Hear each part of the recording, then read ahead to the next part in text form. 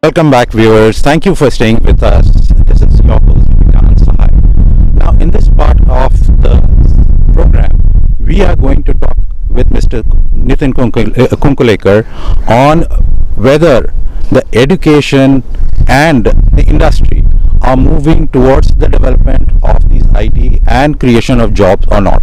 In case there is not a proper sync between the industry and education, what will be the new students who pass out from engineering college, from different colleges in IT sector will do, whether they are going to stay in Goa or whether they move out for jobs. So Mr. Nitin Kunkolienkar will let us know about this. So, what is happening to the education part? Is it in sync with the industry? Are the people passing out from engineering colleges, are they industry ready for jobs? No, in fact, I must say no. There is a huge mismatch between the industry expectations and what the academic system is providing. When we look at last 20 years and why Bangalore or why Karnataka or Telangana or Andhra has emerged as IT hubs, the one single reason is their open education system. They liberalized the education, and there was ready availability of people around that system that made them IT hubs. Why we haven't done it? We are, I don't know, somewhere we are in mental blocks. Actually, the government is spending enough money on education. As far as spending is concerned, is not an issue, but the focus and the approach is quite regressive. There is no open system in investment policy, though we talked about education hub for the state, but it's largely a regulated system. So we have three type of educational patterns in the state. One is fully government run, like government colleges and professional colleges, which government controls directly. Second is aided institutions, which are run by some charity trusts and all. And third is completely privately run educational institutions. There are a lot of schools and all. In that private, there are some regulated courses, but they are self-financed courses. The kind of bureaucracy and the approach that exists in this is pathetic.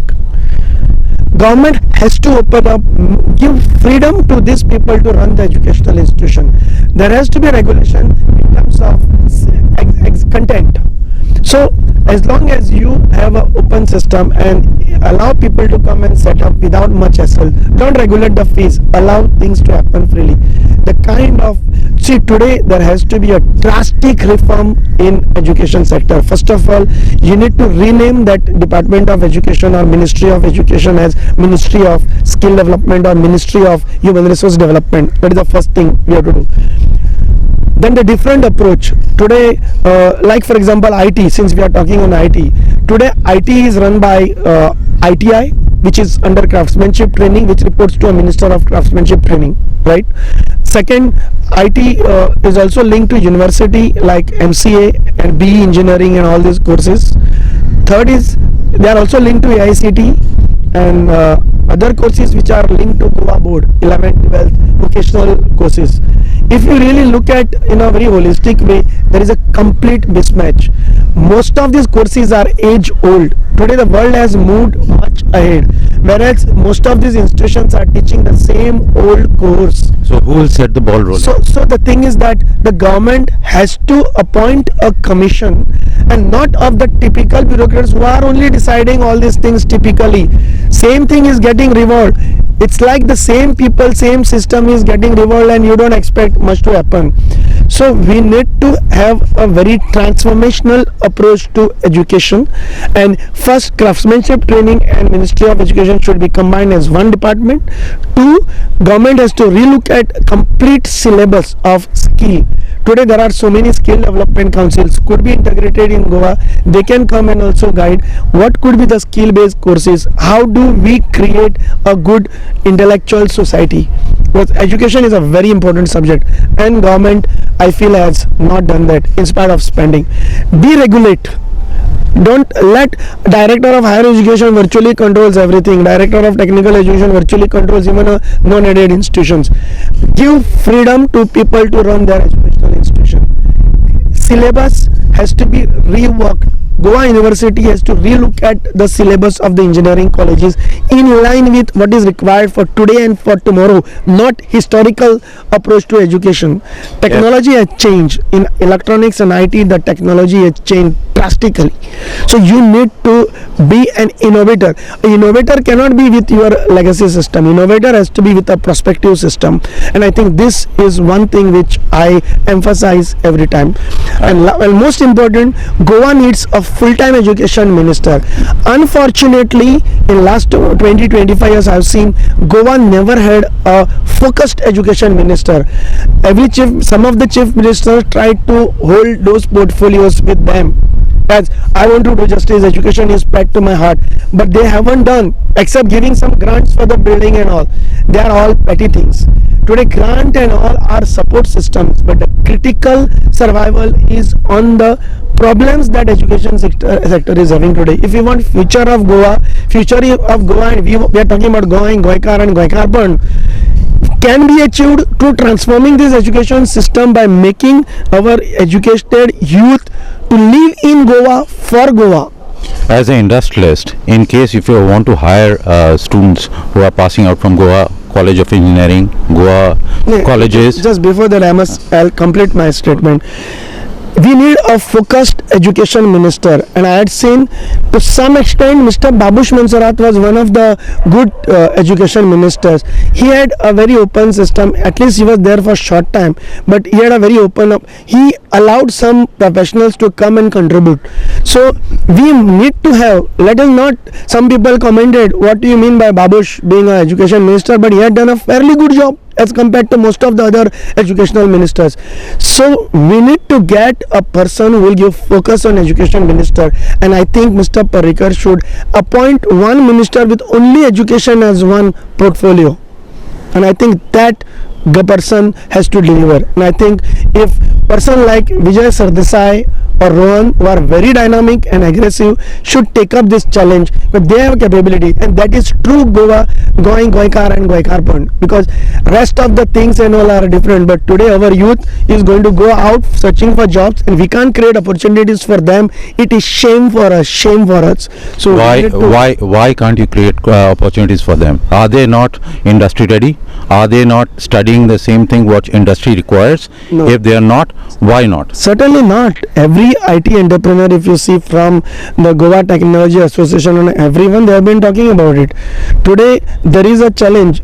See, one is technical skills. How are you equipped to handle the latest technology? You have to be market ready. A student has to be, he cannot be an expert, but you have to be market ready. The market ready approach is not there in our educational institution. We need to create, and Goa, we say we are a literate state. We need to have engagement of some of the larger industries, not necessarily the one in Goa. You can get people from, there are many people in the national scene who are willing to come and contribute. We have to relook holistically at all these syllabus and content patterns, starting from first standard, maths, science. You need to create a lot of STEAM labs, or you need to create see, there is a Atal Tinkering Lab Yojana on science. They want to create tinkering labs in the school. Every government school should have a tinkering lab today. So Goa government and science and technology department should come forward and create this. Every school, whether it is aided or non-aided, we have to do this. So a lot of courses government also have to relook at it. For example, today a course like BCA is not an aided, except for that multipurpose college in Darbanoda. I suggest the BBA, BBA or BCA. These are the courses. You can't make everyone a commerce graduate. Commerce courses are under aided pattern. The government, I've seen with my college, the per capita spending in a Damodar college. See, I'm a vice chairman of Vidya Vikas Mandal, and we run a law college, commerce college, and a school. The colleges are aided, but our school is non-aided.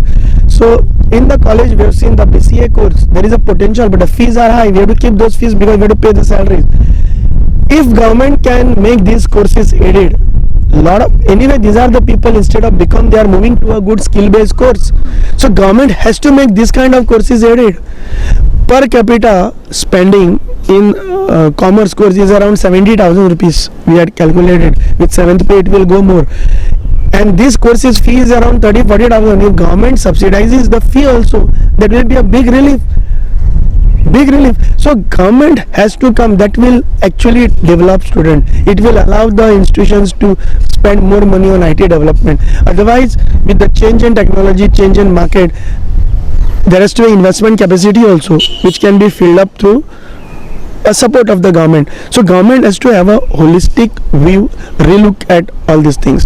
So, in the entire scenario, now that we are winding up this interview sort of thing, what do you think that where do we begin with? Whether it is industry linked with education, with IT industry, there's so many strings attached to it. So where, I mean, if we have to draw a line drawing, mapping all the areas which needs to be immediately looked upon, which area should we start and end with? See, Goa, considering average Goan is an intellectual guy, considering that system that we have, because we are not the first generation of educated system, we are the second or third generation or fourth generation, so we are better off as compared to most of the parts of the country. So if we want to capitalize on this, then the only way is, a synergy between industry and government. We are making administrative proposals of apprenticeship courses and all, it doesn't work.